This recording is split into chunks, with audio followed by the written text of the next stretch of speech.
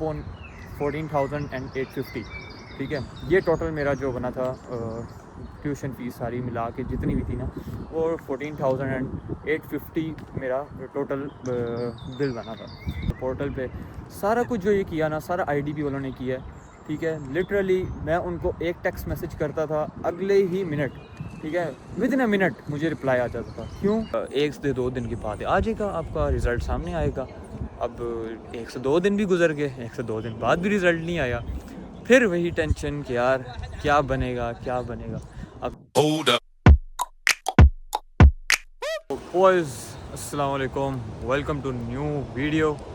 तो कैसे हैं सारे? ठीक हैं? अच्छा, तो आज की कुछ वीडियो थोड़ी डिफरेंट होने वाली है कि मैं UK कैसे आया, ठीक है। अब मैंने थोड़ा जर्नी का कुछ व्लॉग वगैरह सच डाला नहीं था, कोई ऐसी वीडियो इन्फॉर्मेटिव वीडियो नहीं डली, तो मैंने सोचा क्यों ना आज वो फ्री हैं बिल्कुल भी, आज मेरी शिफ्ट भी नहीं थी, तो मैंने कहा यार क्यों ना आज जो है थोड़ा इन्फॉर्मेटिव व्लॉग, इन्फॉर्मेटिव वीडियो बनाई जाए कि यार कैसे मैं UK आया। आज मैं उसी चीज़ के ऊपर बात करूँगा कि यार कैसे सारा प्रोसेस हुआ। अच्छा, तो जो प्रोसेस स्टार्ट हुआ था, जो सारी गेम स्टार्ट हुई थी, वो स्टार्ट हुई थी जी 5 सितंबर 2025, ठीक है। तब भी मेरी सारी जो है मेन जर्नी, मेन जो मेरा केस जो स्टार्ट हुआ था वो 5 सितंबर को स्टार्ट हुआ था 2025 को, ठीक है। अब केस स्टार्ट किससे हुआ, कैसे हुआ, किधर किधर मैं गया। अच्छा, जो केस स्टार्ट हुआ था यार, वो मेरा किया था जी HR कंसल्टेंट वालों ने। इस्लामाबाद में ब्लू एरिया में लोकेटेड हैं वो लोग, और काफ़ी नाम भी है उनका, ऐसी बात नहीं है नाम नहीं है उन लोगों का, काफ़ी नाम है। बट मेरे केस के अंदर मैंने वहाँ से IELTS किया था, ठीक है। IELTS मैंने किया था जी HR वालों के पास से। जब मैं पहली उनके पास गया था जस्ट बात करने की, यार क्या स्केड्यूल है इन लोगों का, कैसे सारी चीज़ें प्रोसेस अप होंगी, तो उन्होंने मुझे काफ़ी चीज़ें समझाई और प्लान भी एक बता के दिया कि यार ये रोड मैप है इसका, और ऐसे आप आगे चलोगे एक एक स्टेप करके। मैंने कहा ठीक है। अच्छा, वहीं पर ही जी मैंने डन कर दिया IELTS का, और नेक्स्ट डे मैं जो है उनके पास IELTS की क्लासेस कर देना स्टार्ट कर दी मैंने, ठीक है। IELTS की क्लासेस ली हैं मैंने, और फिर वहाँ पे मुझे एक दोस्त मिला, अफ़ज़ाल, जो व्लॉग्स में भी आता है मेरे पास, ठीक है। अब हुआ ये था, वो कह रहे थे जी हम लोग जो है आपका कवर लेटर वगैरह मंगवाते हैं, ऑफ़र लेटर मंगवाते हैं, ठीक है। अब ऑफ़र लेटर सारी यूनिवर्सिटीज़ के उन्होंने मंगवाने थे, बट मेरे केस के अंदर HR वालों ने कुछ भी मुझे ऑफ़र लेटर प्रोवाइड नहीं किए, ठीक है। उन्होंने किसी यूनिवर्सिटीज़ में मुझे अप्लाई नहीं किया, उन्होंने एक ही शॉर्ट लिस्ट की हुई थी यूनिवर्सिटी, और उसी के अंदर ही वो कहते हैं जी आपने इसी में एडमिशन लेना है, और दूसरी मतलब कि उसके कंपैरेटिवली कोई और यूनिवर्सिटी देखी नहीं, ठीक है, ताकि हमारे पास कपल ऑफ ऑप्शंस तो हों। लेकिन HR वालों ने मुझे कोई कपल ऑफ ऑप्शंस नहीं दिए थे, सिर्फ एक ही यूनिवर्सिटी वो उन्होंने शॉर्ट लिस्ट की थी मेरे लिए, एज़ कम्पेयर टू बजट सारा कुछ, और वो थी भी बजट से आउट थोड़ी यूनिवर्सिटी। बट मेरे केस में मैंने कहा ठीक है, करते हैं। मतलब किसी तरह भाई UK आ जाओ बस, और कुछ भी नहीं था, जस्ट था कि यार UK पहुंचना है किसी भी तरह, और लंदन में जाना है, नॉट बर्मिंघम, नॉट मैनचेस्टर, कहीं पे भी नहीं, सिर्फ लंदन, ठीक है। आप लंदन जब आते हो तो यार लंदन का जो एक्सपेंस है वो मैनचेस्टर और बर्मिंघम वाली साइड से बहुत महंगा है, बहुत कॉस्टली है, तो ये सारी चीज़ें देखनी पड़ती हैं, ठीक है। तो सीन फिर आगे का ये हुआ कि जी वहाँ अफ़ज़ाल मिला मुझे।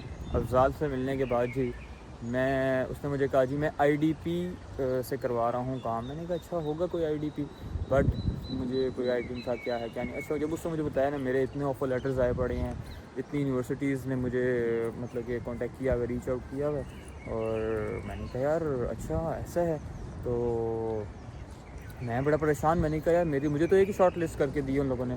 खैर वहाँ से मेरी उससे बात हुई, और मैंने उसको कहा, मैंने कहा यार मैंने तुम्हारे साथ जाना है IDP। अब IDP वाले कौन है? IDP जो हैं बेसिकली IELTS के ऑनर हैं, ठीक है। IELTS जो ये सारा मैनेजअप करते हैं उसके ऑनर हैं।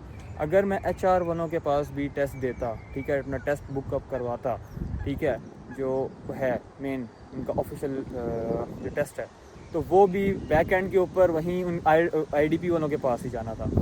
तो मैंने कहा यार वाई नॉट IDP, ठीक है। मैंने IDP को फिर दोबारा जो है चूज़ किया, और वहाँ उनके पास गया मैं।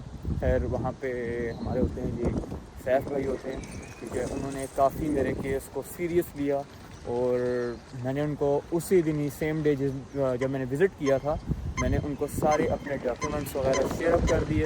अच्छा, और उसके ठीक 1 से 2 दिन बाद मुझे तकरीबन कह लो कोई अप्रॉक्स 5 से 6 यूनिवर्सिटीज़ से तकरीबन जो है ना ऑफ़र लेटर्स मिल चुके हैं, लिटरली 5 से 6 यूनिवर्सिटीज़ के अंदर, ठीक है।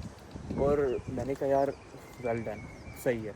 अच्छा, अब उनकी कोई भी कंसल्टेशन फ़ीस नहीं थी, कोई फ़ीस नहीं थी। क्यों? वो एक ऑनर थे आइल्स के, तो उनकी कोई भी कंसल्टेशन फ़ीस नहीं थी। प्रॉपर लाइसेंस्ड कंपनी है वो, और all over the world registered है वो, ठीक है। तो ये सारी चीज़ें थी। अब मैंने आइल्स के जो टेस्ट दिया, फिर मैंने दिया जी IDP वालों के थ्रू, ठीक है। IDP में मैंने टेस्ट दिया। जो IDP का जो आइल्स का कोर्स किया था वो मैंने HR से किया, और जो मैंने आगे टेस्ट दिया वो IDP वालों के पास किया। अब टेस्ट दे दिया, ठीक है। अब जब टेस्ट दिया तो टेस्ट में मैंने स्कोर किए थे बॉक्स कह लो 5.5, ठीक है। 5.5 बैंड्स आए थे मेरे, और जो उसमें था स्पीकिंग मेरा 6 था, और बाकी में मेरे थे 5.5, ठीक है। और मैंने टेस्ट भी 2 दफ़ा दिया था, 2 दफ़ा भी टेस्ट बुक करवाया था। वो इस वजह से करवाया था क्योंकि एक मेरा लिसनिंग का था, उसके अंदर मेरे आगे थे 5 बैंड्स, ठीक है, जिसमें मुझे उसमें भी चाहिए थे 5.5 बैंड्स। तो एक ये चीज़ हुई थी, तो मैंने फिर दोबारा टेस्ट दिया था, और उसके बाद फिर मेरे ओवरऑल जो था 5.5 आया था, और बाकी मॉड्यूल्स के अंदर एक में 6 आया था जो स्पीकिंग था, बाकियों में 5.5 आ गया था। तो ये बेसिकली हुआ था ऐसे मेरा टेस्ट आइल्स का। अच्छा, जब ऑफ़र लेटर आया, सारा कुछ हो गया आइल्स का, मैंने उनको आगे रिज़ल्ट फॉरवर्ड अप कर दिया। अच्छा, अब आइल्स का टेस्ट अपलोड हुआ मेरा, वहाँ पे जो रिज़ल्ट था वो अपलोड हुआ मेरी यूनिवर्सिटी के पोर्टल पे। सारा कुछ जो ये किया ना, सारा IDP वालों ने किया, ठीक है। लिटरली मैं उनको एक टेक्स्ट मैसेज करता था, अगले ही मिनट, ठीक है, विदिन अ मिनट मुझे रिप्लाई आ जाता था। क्यों? क्योंकि यार वो एक सर्विस प्रोवाइडर है, और ऐसी सर्विस प्रोवाइड कर रहे हैं जो मैं कहता हूँ मुझे HR वालों की तरफ से भी नहीं मिली, ठीक है। मैं उनको डिग्रेड नहीं कर रहा, HR वालों को नहीं डिग्रेड कर रहा, लग उनके वो जो वहाँ उन लोगों से काम करवा रहे हैं उनके वीज़ा लग रहे हैं, ऐसी बात नहीं है। लेकिन मेरे केस में मैं कहूँगा जी IDP, तो मैंने IDP से काम करवाया, तो मैं कहूँगा IDP, ठीक है। अच्छा, अब वहाँ से सीन ये हुआ कि यार अपना ऑफर लेटर आ गया था, रिज़ल्ट अपलोड किया वहाँ पे। अच्छा, अब जो नेक्स्ट आगे प्रोसेस था वो था पेमेंट। अब पेमेंट कैसे करवानी है? अब पेमेंट का ये था, स्कॉलरशिप लगनी थी मेरी। अच्छा, स्कॉलरशिप लगी थी मेरी तकरीबन कह लो 3500 पाउंड्स की, ठीक है। 3500 पाउंड्स की स्कॉलरशिप मेरी लग गई, और टोटल जो फ़ीस थी तकरीबन कह दूँ आई थिंक सो 20,000 पाउंड्स थी, आई थिंक 3500 की स्कॉलरशिप लगी थी।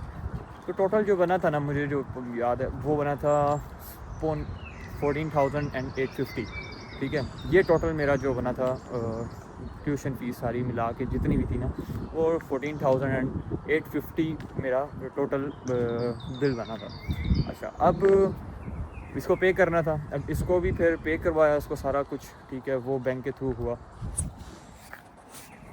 ठीक है, यही बैंक के थ्रू करवा लिया पे। अच्छा, अब उसके बाद उसकी फिर रिसिप्ट आनी थी एक, जो कि आनी थी तकरीबन 2 से 3 दिन बाद, फिर वो आगे पे करवाई है। अच्छा, फिर बैंक स्टेटमेंट। अच्छा, मेन चीज़ बैंक स्टेटमेंट कितनी रखवानी थी, मैंने एक ये पॉइंट मिस हो गया बीच में, और ये बहुत अहम पॉइंट है। अच्छा, इसमें होता ये कि अगर आप फुल फ़ीस दे रहे हो ना, तो उसमें जो बैंक स्टेटमेंट होती है वो फिर कम आ जाती है। अगर आप कम ट्यूशन फ़ीस दे रहे हो तो बैंक स्टेटमेंट जो होती है वो ज़्यादा आती है। अब मेरे केस के अंदर जो बैंक स्टेटमेंट थी ना वो थोड़ी कम आई थी, अदरवाइज़ क्यों, मैंने फुल पे किया था उसके अंदर, ठीक है। ट्यूशन फ़ीस मैंने सारी पे की थी, और तो उसी वजह से मेरी जो बैंक स्टेटमेंट है ना वो आई थी मेरी कम। वो आई थी तकरीबन कह लो अप्रॉक्स 14,000 पाउंड्स की आई थी मेरी, ठीक है। 14,000 पाउंड का जो बेसिकली होता है ये एक्सपेंस होता है, ठीक है। एक्सपेंस आपको बताना पड़ता है कि मेरे पास नेक्स्ट ईयर के लिए इतना एक्सपेंस मेरे बैंक अकाउंट में अवेलेबल है। और जो मैंने बैंक स्टेटमेंट रखवाई थी वो 30 डेज़ की रखवाई थी, ठीक है। तो वो भी हो गया था। कुछ लोग रखवाते हैं 28 डेज़ की, कुछ 30 डेज़ की, कुछ 2 मंथ्स की, ठीक है, कुछ 1.5 मंथ की। तो ऐसे करके सीन चल रहा होता है। अब मेरे केस के अंदर तकरीबन कह लो 30 डेज़ की बन रही थी, और फिर उसके बाद सीन ये था कि जो मेरे उसमें हुआ, मेरी स्टेटमेंट ख़राब हो गई, ठीक है। मेरा जो हुआ था वो स्टेटमेंट, जो मेन जो मेरा हर्डल आई सबसे बड़ी, वो होगी थी स्टेटमेंट ख़राब मेरी, ठीक है। सेम टाइम के अंदर फ़ीस भी जा चुकी है, सारा कुछ हो चुका है, अब आना था कैश। अब कैश बेसिकली होता है, एक प्री कैश होता है और एक होता है फ़ाइनल कैश।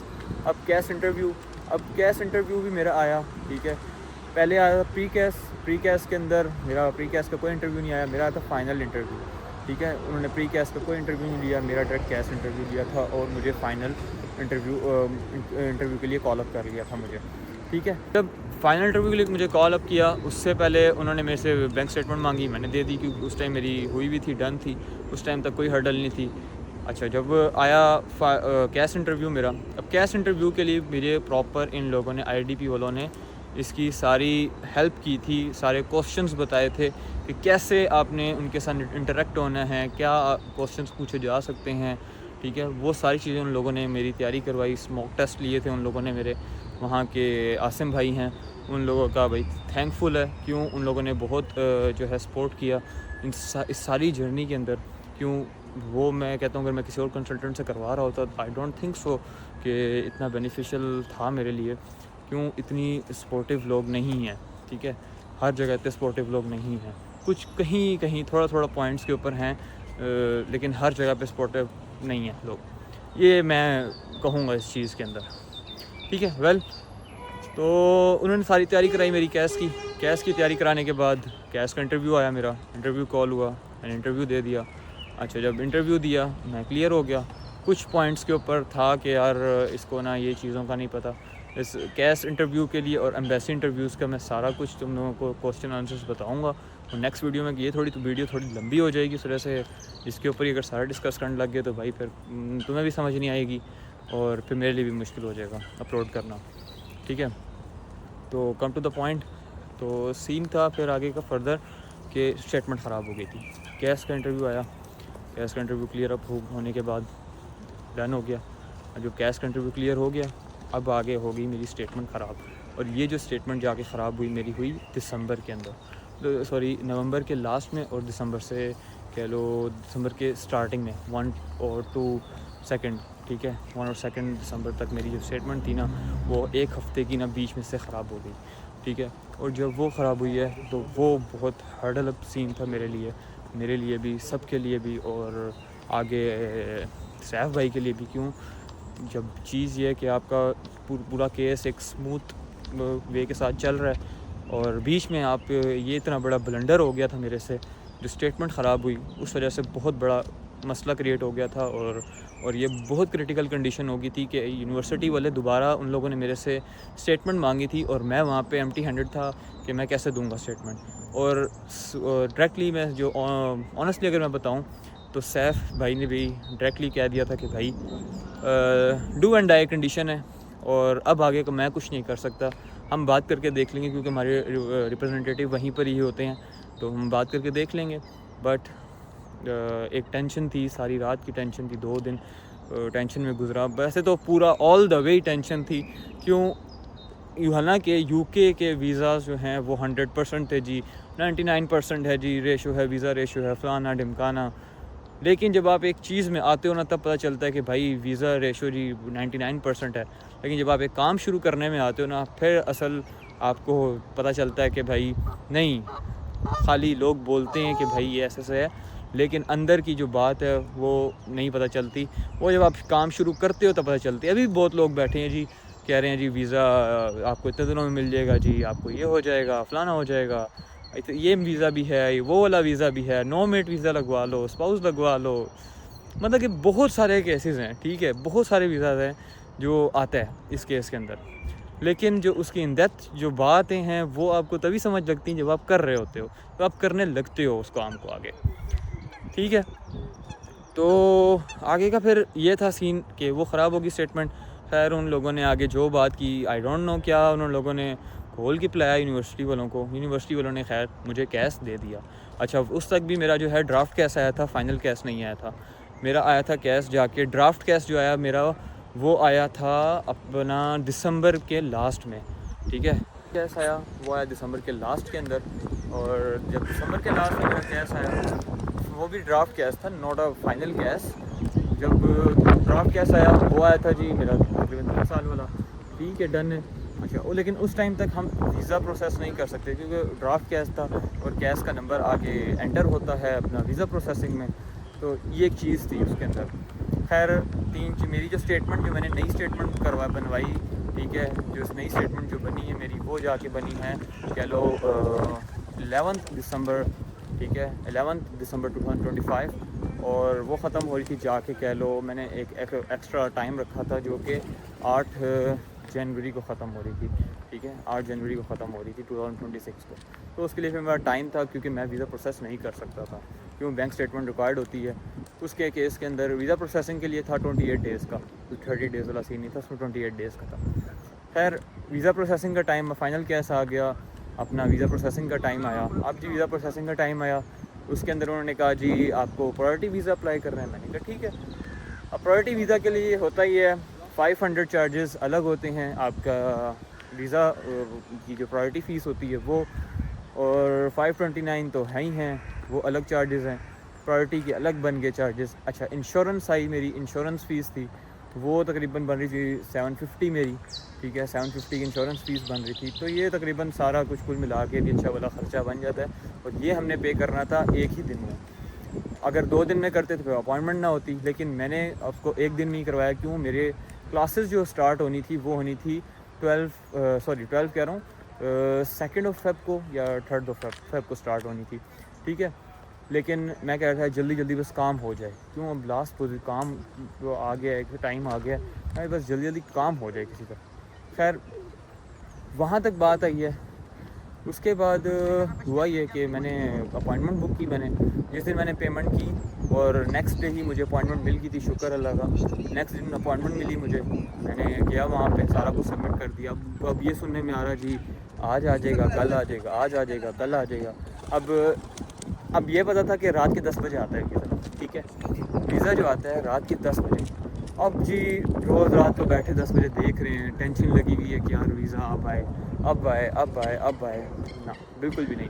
प्रायोरिटी का होता है ये 5 वर्किंग डेज़ के अंदर आपका वीज़ा आ जाता है, लेकिन मेरे केस के अंदर कोई 5 वर्किंग डेज़ में नहीं आया, टू बी ऑनेस्ट नहीं आया। मेरा तो विद इन 20 डेज़ के अंदर भी नहीं आया वीज़ा, लिटरली ब्रो 20 डेज़ काफ़ी टाइम होता है प्रायोरिटी के अंदर। अब जी सारे यही कह रहे हैं जी इसमें इतनी देरी आ रही है, इस वजह से देरी आ रही है, ये लेट हो रहा है, ये इस वजह से लेट हो रहा है। मैंने कहा यार हमारी बारी में ही सारा कुछ होना है, और इतना कोई टेंस माहौल। जो मेरे दोस्त हैं ना, उनको पता है, मेरा दोस्त एक हसन है, वो इस सब चीज़ को जानता है कि भाई कैसे मतलब कि सारा टाइम गुजरा था, ये जो टाइम लिमिट था, जितना भी टाइम पीरियड था, ये किस तरह गुजरा था। क्योंकि मैं यूनिवर्सिटी जाता रहा, लेकिन इतना नहीं गया यूनिवर्सिटी, कम गया, मतलब कि जस्ट दोस्तों से हैंग आउट करने चले गए, डेट्स इट। क्योंकि कॉमर्स का मेंटोर भी था, पाकिस्तान में शॉपिफाई का मेंटोर रह चुका हूँ, तो उसका भी काम हो रहा था, सॉरी अब तो नहीं, यहाँ पे नहीं है, खैर वहाँ पे तो था। तो उसको वहाँ पे मेरा टाइम गुजर जाता था पूरे ऑफिस के अंदर, तकरीबन सुबह जाता था, रात को वापस आया था, तो मैं ठीक था वहाँ तक। फिर अब रात को लेट नाइट फिर बाहर क्या कहते हैं यूएस के क्लाइंट के साथ मीटिंग होगी, कोई काम किसी क्लाइंट का काम कर लिया, मतलब कि ये स्केड्यूल चल रहा था मेरा। मैं कह रहा था किसी तरह मैं बिज़ी रह जाऊँ, ये चीज़ जो है मुझे इतनी टेंस दे रही थी, एक आवाज़ारी टाइप चीज़ नहीं होती, वो हो रहा था। और अजीब अजीब थाट्स आते हैं बंदे के दिमाग में कि यार रिजेक्ट हो गया तो क्या होगा, इंटरव्यू आ गया तो क्या हो गया, बस यही दुआ थी इंटरव्यू ना आए। अच्छा, अब मोमेंट ऐसा मोमेंट आ गया कि जी सारी टाइम पार्ट हो चुका है, 1 मंथ हो चुका है, मेरा वीज़ा की कोई रिपोर्ट ही नहीं है, ठीक है, 1 मंथ हो चुका है, मेरे वीज़े की कोई रिपोर्ट नहीं है। अच्छा, उठाऊँ सुबह को एक दिन और मुझे मेल आई है जी कि आपका जी इंटरव्यू है। मैंने कहा उस्ताद अब तो गए। अब यही सुनने में आया था जितना इंटरव्यू आ रहा है ना, तो उनका कोई भी आगे पीछे का सीन नहीं है, उनका रिजेक्ट ही रिजेक्ट है, ठीक है। अब मैंने कहा यार रिजेक्ट है, मैंने कहा यार अब क्या बनेगा क्या नहीं है, समझ से बाहर है। मैंने कहा यार इस तरह तो काम ख़राब हो जाएगा। मैंने फिर ये कहा, मैंने कहा यार बनेगा क्या, तो इंटरव्यू के लिए फिर तैयारी स्टार्ट की दोबारा से। फिर मेरा 6 फेब को मेरा इंटरव्यू था, फ्राइडे का दिन था, मुझे अभी तक याद है। और जी मैं क्वेश्चन आंसर्स के रट्टे लगा रहा हूँ, ठीक है, एक और प्रॉपर एक ऑर्गेनिक और फैक्ट्स एंड फिगर के ऊपर बात करनी होती है एम्बेसी इंटरव्यू के अंदर। कोई आम बात नहीं है कि जी कोई आपसे सवाल पूछे आपने बस को सीधा सीधा जवाब दे दिया और आपके पास उसका कोई बैक एंड सपोर्ट ना हो, कोई सपोर्टिव डाटा ना हो आपके पास, तो भाई ऐसा कुछ भी वो नहीं है। ठीक है, डायरेक्टली आपके पास सारा कुछ अवेलेबल होना चाहिए, सारे फैक्ट्स एंड फिगर होने चाहिए, उसके उंगलियों पे याद होना चाहिए, लिटरली यार उंगलियों पे याद होना चाहिए। तो मैं बस रोज़ रात को बैठना काम से फ्री होके, और मैंने एम्बेसी के इंटरव्यू की तैयारी करनी, 1 वीक मुझे मिला, मैंने उसकी पूरी प्रॉपर तैयारी की, आराम सुकून से बैठ के फिर तैयारी वगैरह की इसकी सारी, और सारा इन आईडीपी वालों ने ही मुझे सपोर्ट किया, सारी उसकी तैयारी उन लोगों ने ही करवाई मुझे। अपना मैंने तो किया ही किया है, अपना तो मैंने 110% दिया, लेकिन साथ साथ में सैफ भाई और आसिम भाई ने भी कोई कम काम नहीं किया। उन लोगों ने भी कुछ ना कुछ क्या काफ़ी कुछ उन लोगों ने किया लिटरली। ठीक है, अब उन लोगों ने मुझे सारा कुछ गाइड किया। दैन उसके बाद इंटरव्यू का टाइम आया, इंटरव्यू दिया मैंने अपना, 8 बजे मेरा इंटरव्यू था, और यूके के टाइम के हिसाब से 3 बजे इंटरव्यू था। तो इंटरव्यू दिया, खैर मैंने इंटरव्यू भी दे दिया मैंने। अब यही था कि जी 1 से 2 दिन के बाद आ जाएगा, आपका रिज़ल्ट सामने आएगा। अब 1 से 2 दिन भी गुजर गए, 1 से 2 दिन बाद भी रिज़ल्ट नहीं आया। फिर वही टेंशन कि यार क्या बनेगा। अब मैं कहीं इधर फ़ोन करूं कि भाई बता दो क्या सीन है, किस तरह होगा। मैंने इवन कि HR वालों को भी फ़ोन किया, मैंने कहा यार ऐसे ऐसे मेरा सीन हुआ है।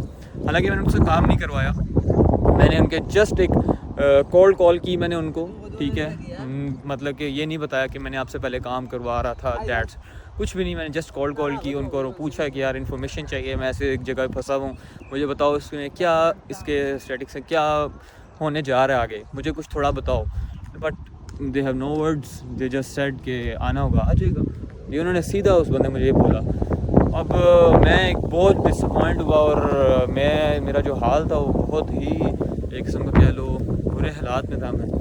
तो मैंने फिर सैफ को भाई को कॉल की, मैंने कहा यार सैफ भाई सीधा बताओ यार क्या सीन है, ऐसे तो कोई फ़ायदा नहीं है, ये तो गुट के मरने वाली बात है लिटरली यार। आपने फ़ीस दे दी है, कंप्लीट फुली फ़ीस गई हुई है आपकी। दैन उसके बाद आपने वीज़ा प्रोसेसिंग फ़ीस दी हुई है, इंश्योरेंस फ़ीस दी हुई है, ईच एंड एवरीथिंग स्टेटमेंट आपकी लगी हुई है सारी नीचे, कोई आम बात नहीं होती। ठीक है, ये वही कह रहा हूँ कि जब आप काम करने लगते हो तो पता चलता है कि भाई ये कितना मुश्किल काम है। कोई ये नहीं है घर बैठोगे आपका काम डायरेक्टली हो जाएगा, सारा कंसल्टेंट की गेम नहीं होती। ऊपर दुआ भी एक चीज़ होती है, दुआ भी एक, मैं कहता हूँ दुआ तो भाई बहुत थी इस काम के अंदर, क्योंकि एक बहुत बिग अपॉर्चुनिटी थी मेरे पास बाहर जाने के लिए, तो बस आ गए किसी तरह बस बाहर। तो ये सारा हुआ मेरे साथ। फिर उसके बाद आसिम भाई ने मुझे कहा कि यार आप ना एक इंक्वायरी डाल दो, 5 पॉइंट्स की इंक्वायरी थी, मैंने डाली, पता करवाया उनको सारी, मैंने NHS नंबर दिए, और सॉरी NHS नंबर कह रहा हूँ मैं, अपना IHS नंबर दिया मैंने। IHS होता ही है इंश्योरेंस नंबर। ठीक है, इंश्योरेंस नंबर जो है वो मैंने उनको दिया सारा, हेल्थ इंश्योरेंस नंबर। वो उन देने के बाद उन्होंने सारी मेरी इंक्वायरी की, देखा। अच्छा ठीक 1-2 दिन बाद जी मुझे रात के 11 बजे मेल आती है, you have selected for the visa, ऐसे अब वीज़ा अप्रूव्ड हो गया आपका, और इससे इतने टाइम तक आपका वीज़ा है, और दैट्स इट। मेरा थर्सडे वाले दिन वीज़ा आया, और थर्सडे वाले दिन वीज़ा आने के बाद जी मैं जनाब साहब फिर फ्राइडे वाले दिन, ठीक है, फ्राइडे को मैं तैयारी शुरू हुई है, वीज़ा निकलवाना था, और वीज़ा के बाद मैं जनाब साहब फ़्लाइट पकड़ी है, और डायरेक्ट फ़्लाइट से मैंने एक दिन भी इंतज़ार नहीं किया। क्यों, मेरी मंडे वाले दिन यूनिवर्सिटी थी, और अगर मैं वो यूनिवर्सिटी ना अटेंड करता तो कोई फ़ायदा नहीं था मेरे लिए। ठीक है, वो विड्रॉ हो जाना था, जो कि मेन चीज़ यही थी। अगर मेरा वीज़ा उस दिन ना आता, थर्सडे वाले दिन ना आता, फ्राइडे वाले दिन ना आता, लिटरली मेरा सारा कुछ विड्रॉ हो जाना था, कोई एक्सटेंशन नहीं मिलनी थी, कोई कुछ नहीं मिलना था। मेरा जो वीज़ा आया था तकरीबन 1.25 महीने बाद, ठीक है, 1.5 मंथ बाद आया था जाके, प्रायोरिटी वीज़े के अंदर, लिटरली यार प्रायोरिटी वीज़ा। बहुत मैं कहता हूँ एक इंटेंस सिचुएशन थी, जो मैं जिस सारी सिचुएशन में यहाँ पे आया हूँ मैं, और मैं सारा टाइम बताऊँ किधर होता था। रात जो मेरी वेयर थी ना, तकरीबन 8 बजे से लेके 12-2 बजे का जो टाइम है, ज़्यादातर जो दिसंबर जनवरी फेब के अंदर जो गुजरी हैं, मेरी रातें बाहर ही गुजरी हैं। किधर हसन के पास होता था मैं, घर नहीं आता था। क्यों, एक टेंशन होती थी अजीब, यार बनेगा क्या है, नहीं है, कैसे बनेगा, इतना पैसा लग रहा है, इतना सारा कुछ हो रहा है। भाई यही होता था किसी ना हो जाए, मैं घर ही नहीं आता था। क्या यार घर बैठूँगा, अजीब ये जो दिमाग है ना ख़राब होगा, मैं आता ही नहीं था फिर। तो ये सारा सीन था और मैं आ गया यूके। तो आई होप सो काफ़ी इन्फॉर्मेशन मिली होगी। अब आगे की नेक्स्ट कुछ वीडियोस के अंदर मैं सारे क्वेश्चन आंसर्स के ऊपर बात करूँगा। मैंने कुछ नोट डाउन भी किए हैं क्वेश्चन आंसर्स, मैं उसके ऊपर बात करूँगा कि क्या कैसे सारा कुछ करना है। ये आप लोगों ने तो कंप्लीट गाइड आपको मैंने दे दी है। बाकी अब आगे आप लोग देख लो, जो जो आ रहा है, आना चाहता है आ जाए, देख ले क्या सूरत हाल है। मैं भी आ गया, मैं भी देख दुख के आया था इधर उधर कि यार क्या सीन है। तो आओ करो, बैठो भाई इधर, एंजॉय करो भाई, ठीक है। तो मिलते हैं फिर यार नेक्स्ट वीडियो के अंदर। तो लाइक शेयर सब्सक्राइब कर देना। मिलते हैं फिर नेक्स्ट वीडियो के अंदर। अल्लाह हाफ़िज़।